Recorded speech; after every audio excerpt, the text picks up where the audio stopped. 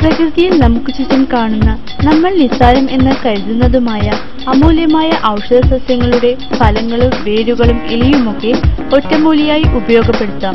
പാർശ്വഫലങ്ങൾ തീരെയല്ലാത്ത ഇത്തരം രീതികൾ ഉപയോഗപ്പെടുത്താൻ ഞങ്ങൾ നിങ്ങളെ സഹായിക്കാം. എന്തെന്നും ഏതെന്നും അറിയാത്ത മരുന്ന് വിഷം പോലെ തീ പോലെ അപകടകാരിയാണ്. അറിയാവുന്ന മരുന്നുകൾ അമൃത് പോലെയാണ്. അതുകൊണ്ട് തന്നെ ഞങ്ങൾ നിങ്ങൾക്ക് പരിചയപ്പെടുത്തുകയാണ്. ചൂടുകുരു ഒഴിവാക്കാൻ നിങ്ങൾക്ക് ചെയ്യാൻ കഴിയുന്ന പൊടിക്കൈകൾ ഇതാ. മഴവെള്ളം, മല്ലിവെള്ളം, രാമച്ചം എന്നിവ ചേർത്ത വെള്ളം ദേഹത്ത് ഒഴിച്ചാൽ ചൂടുകുരു ശമിക്കും.